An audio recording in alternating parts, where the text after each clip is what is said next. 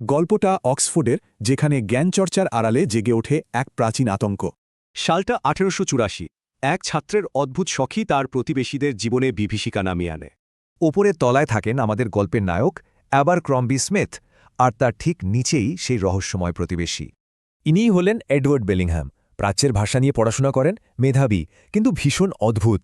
বন্ধুরা স্মিথকে প্রায়ই বেলিংহ্যামের ব্যাপারে সতর্ক করত, ওর নিষ্ঠুরতা আর অদ্ভুত স্বভাবের কথা বলত। সেই ভয়ঙ্কর চিৎকারের উৎস খুঁজতে স্মিথ সোজা বেলিংহ্যামের ঘরের দিকে ছোটেন। বেলিংহ্যামের ঘরটা ঠিক পড়ার ঘর নয়, বরং অদ্ভুত মিশরীয় জিনিসে ভরা একটা আস্ত মিউজিয়াম।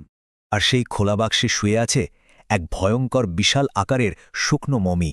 এটাই সেই লট নম্বর 249, বেলিংহ্যামের সংগ্রহের মূল আকর্ষণ।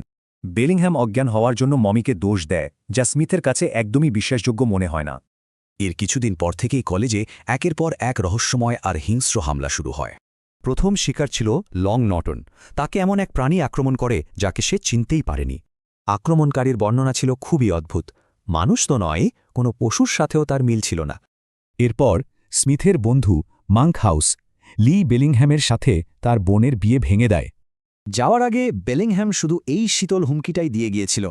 ধীরে ধীরে একটা প্যাটার্ন পরিষ্কার হয়ে ওঠে। বেলিংহ্যামের সাথে যারই ঝামেলা হচ্ছে তার উপরই হামলা হচ্ছে। লিকে বাঁচাতে যাওয়ার পথে স্মিথের চোখে পড়ে এক ভয়ঙ্কর দৃশ্য।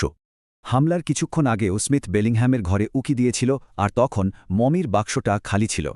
কিন্তু এখন সেই ভয়ঙ্কর মূর্তিটা আবার তার বাক্সের ভেতরে দাঁড়িয়ে আছে।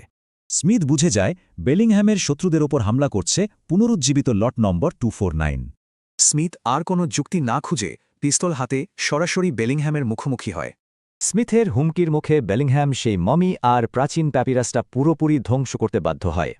মমি ধ্বংসের সাথে সাথে প্রাচীন সেই অভিশাপ থেকে সবাই আপাতদৃষ্টিতে মুক্তি পায়। দুটো বিদ্বেষ আর তার ফলস্বরূপ দুটো আক্রমণ, এটা কোনো কাকতালীয় ঘটনা ছিল না।